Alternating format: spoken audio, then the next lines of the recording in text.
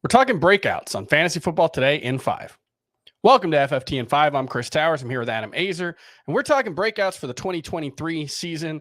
And here's the thing about breakouts is they can be whatever you want, and don't let anyone tell you anything different, because I've got two breakouts that I think some people would say, hey, those don't count as breakouts, and I don't care, because I'm calling Justin Herbert a breakout. I think he's set to have the best season of his career with Kellen Moore as the offensive coordinator, and the addition of Quentin Johnson, a very, very good playmaking wide receiver in the first round. And I am also calling Joe Mixon a breakout. And you might say, hey, he's a 27-year-old who's been a first-round pick before. He can't be a breakout. And I say, yes, he can, because he is set to have, I think, maybe the best season of his career. You look at what happened last season, the way the Bengals ran their offense. He had a career-high 75 targets, 60 receptions. That was despite missing 3 games.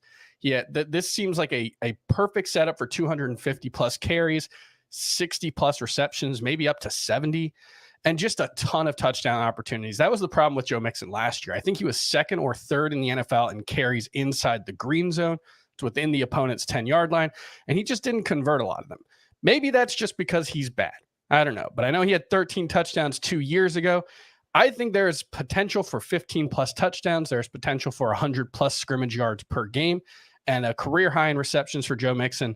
I really like getting him. He's a second-round pick for me that you can get in the third round in a lot of drafts. Adam, who are some breakouts from you? And, maybe you'll be a little more traditional in how you define it. Sure. Saquon Barkley is going to be Christian McCaffrey, why not?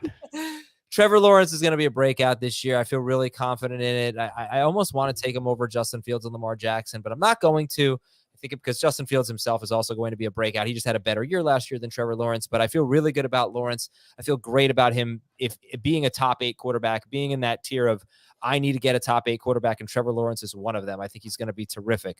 I've got, I was going to say Alexander Mattison. I think that one's pretty obvious. So let me say a guy that I wasn't really believing in, but I can't ignore all the buzz right now, and it's James Cook.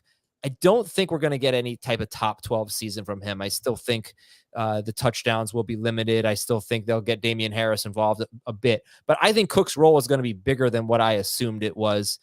He might have 40 catches or something like that. I think he's going to perform like a round 5 or 6 guy. Really valuable player, not a league winner, but a nice solid breakout season for James Cook. And then the third guy I have is Christian Watson. I have been a little hesitant to draft him, and I think I need to stop. I need to just reach for him a little bit if I have to. Right around the 3-4 turn is when I'd start considering Christian Watson. But I think he's really, really good. He was starting to take off. It'd be such an easy call if Aaron Rodgers was still his quarterback, but he was a top 10 wide receiver in the last 8 games of the season, and that was with Rodgers averaging 200 passing yards per game, something I think Jordan Love can do. Watson himself is a playmaker. He can take a ball and take it to the house like we saw him do with Jordan Love. He can get behind the defense. So I need to have some Christian Watson shares. Yeah, I went and looked up. It was like wide receivers who averaged an average depth of target of at least 10 yards down the field with at least 5 yards after the catch. And Christian Watson was one of like 8 to do it as a rookie. The other names were Jamar Chase, Justin Jefferson, A.J. Brown.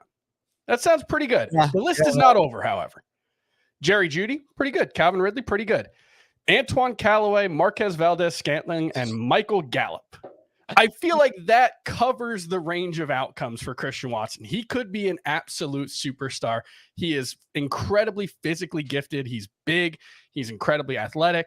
And he proved he can be productive as a rookie. It's just, it was a very small sample size. I saw Bill Barnwell tweeted the other day the number of the wide receivers who had the most production in garbage time, essentially games where their team's win expectancy was 5% or lower. I think he was like the 4th highest at 25%. So that's a little bit of a red flag. And then the Jordan Love factor, right? We just don't know how good this offense is going to be. Training camp reports have been, if we want to be optimistic, mixed. I would say mostly it sounds like things have not been great, but the baseline is obviously Aaron Rodgers, who's been there forever and is one of the best quarterbacks of all time. So it's tough to say for sure how much to take away from that in an offense that's growing and young, but there's certainly superstar potential with Christian Watson. You're taking him after Garrett Wilson and Chris Olave, who are the other two second-year wide receivers. Oh, for sure. But I'm taking him ahead of Drake London. It's him, Keenan Allen, DeAndre Hopkins, the older guys that I really struggle with. Those guys should have him beaten catches, especially Keenan Allen. But can Watson just maybe stay healthier and be that kind of not surprising, but you got to get some second-year guys on your team, and I think he's a good guy to get. And as far as Trevor Lawrence, would you take him or Justin Herbert first? Herbert. Okay. Yeah. All right. That's going to do it for FFT and 5. We'll be back tomorrow to talk busts. We'll see you then.